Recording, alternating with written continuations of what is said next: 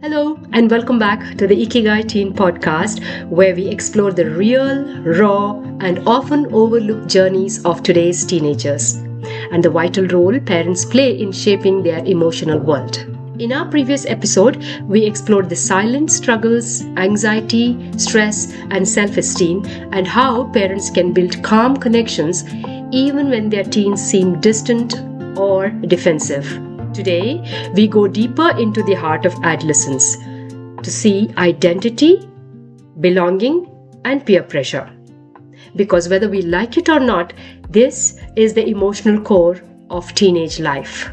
Teens spend these years asking, who am I? Where do I belong?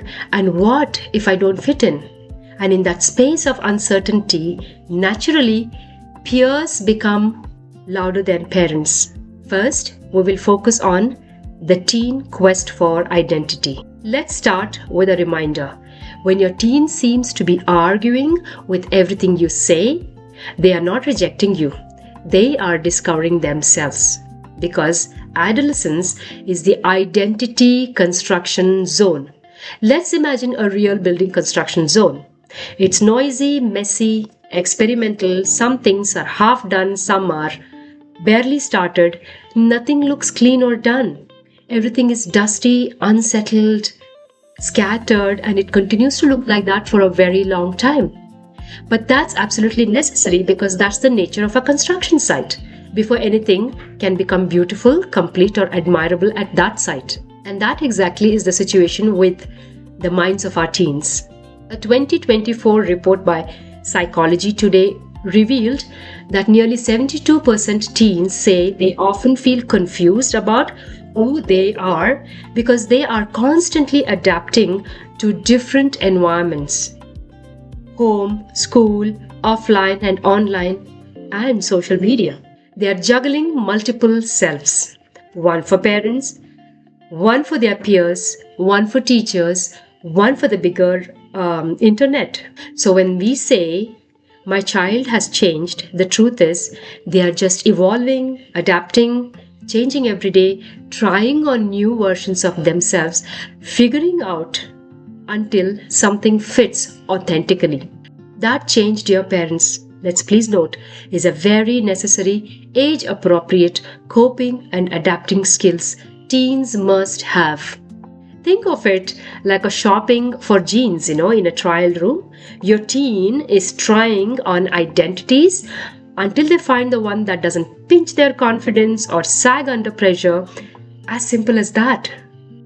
Now that we looked at identity and its various dimensions, while it is still in a construction zone, let's now look at why belonging matters so much. Did you know that in the teen's brain, the need to belong activates the exact same reward centers as food and pleasure? So when they feel excluded, it's equal to starving.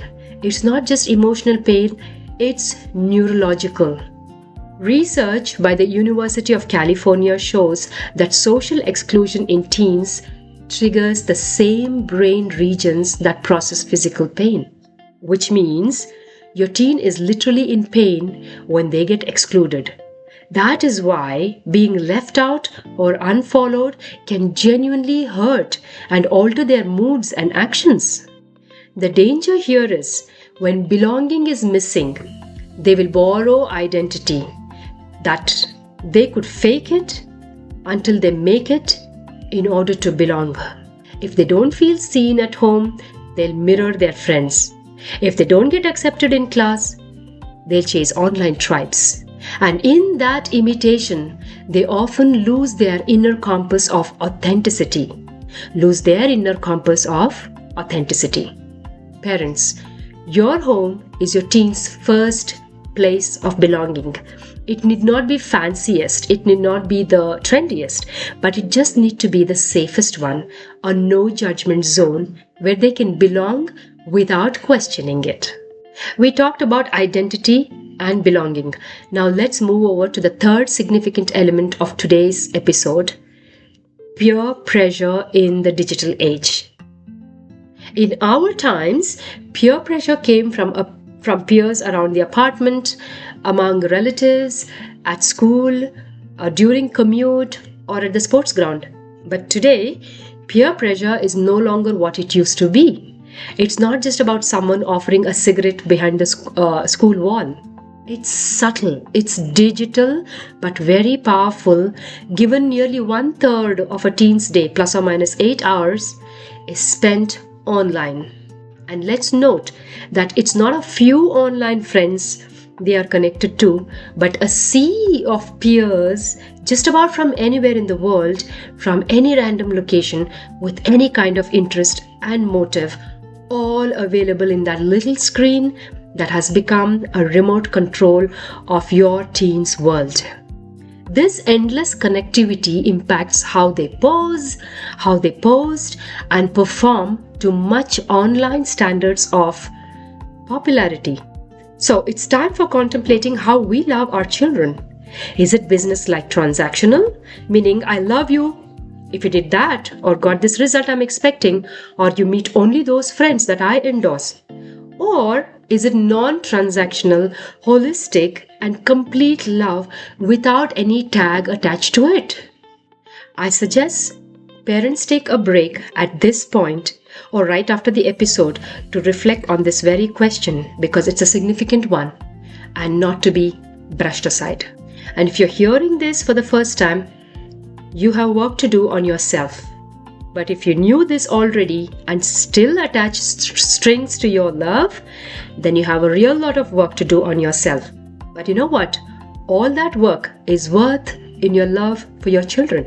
That's the minimum introspection and adjustment that is needed in your role as a loving parent and responsible adult.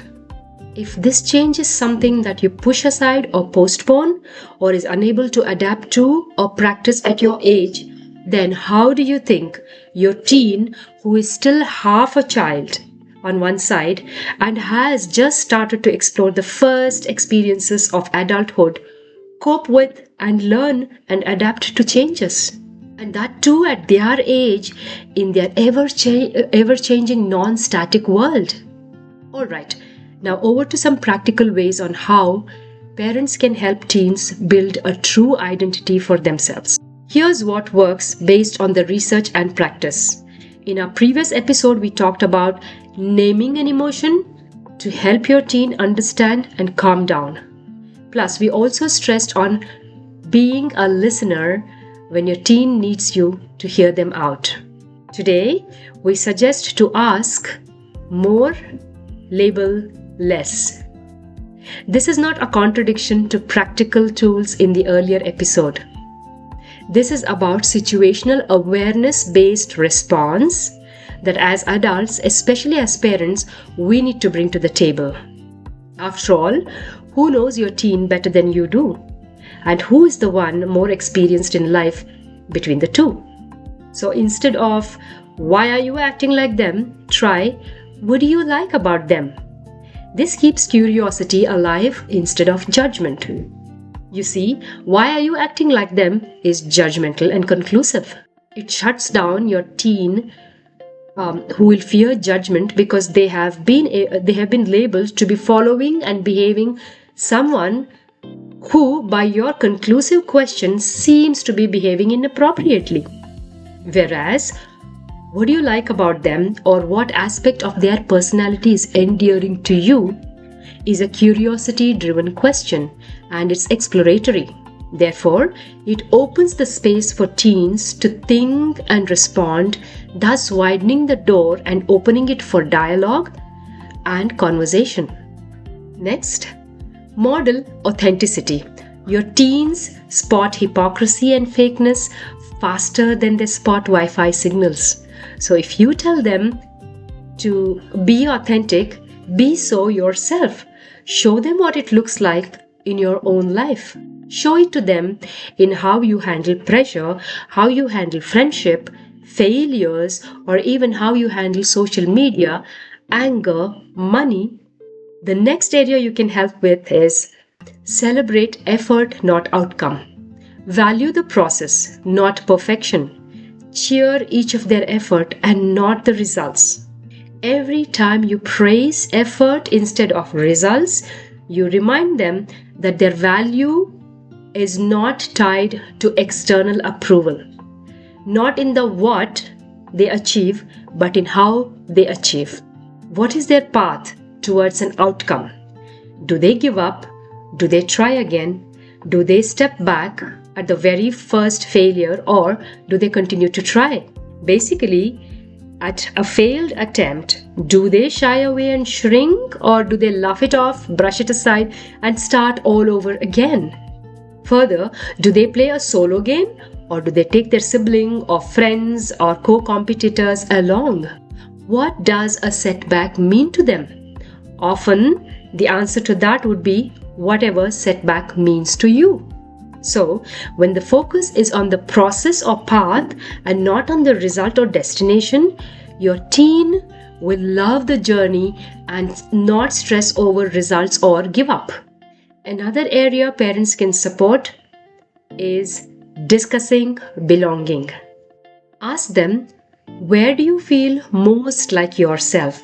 In what situation, with whom, or under what circumstances do you feel most like yourself? Is it when they are by themselves at home, or is it in school, amidst friends, or is it at a sports event when they are at their best, or is it in a mall strolling from store to store? Their answer reveals what feeds and drains their self-worth.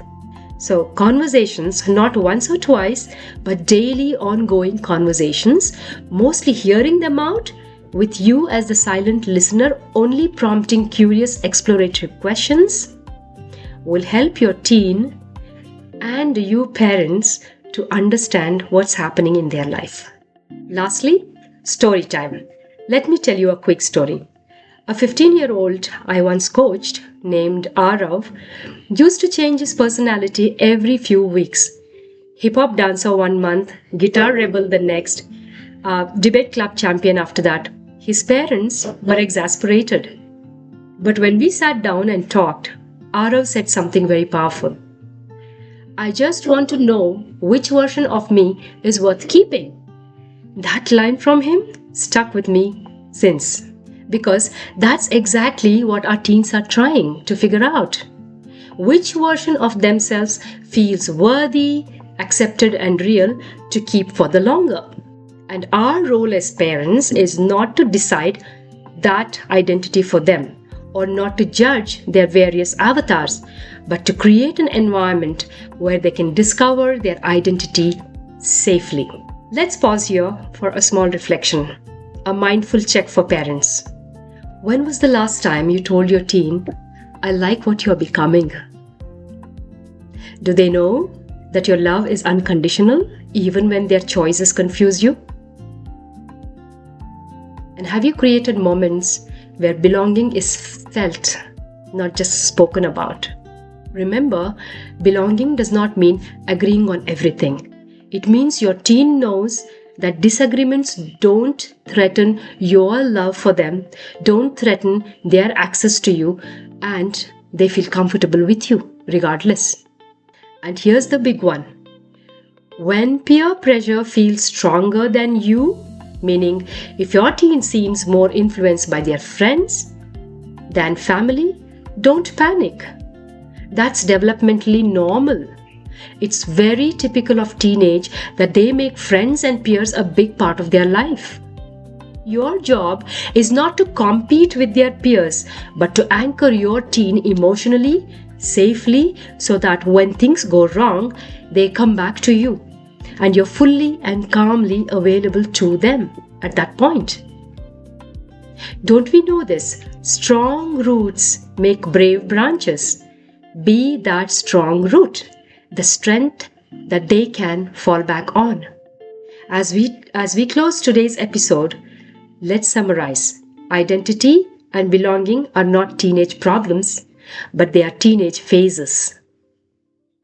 They are human needs, but these needs just become very intense in adolescence. When parents provide acceptance without terms and conditions, and hold boundaries without controlling, and pay attention without judging, identity begins to stabilize, self-worth starts to bloom, and most importantly, peer pressure loses its grip on your teen.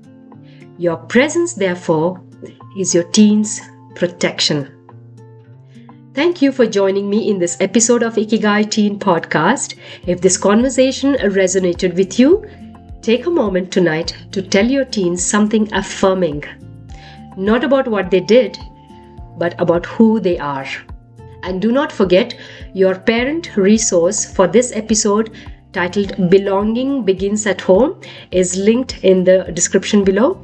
It includes simple conversation scripts, reflection tools, and one family activity to help your teen feel grounded in their sense of self.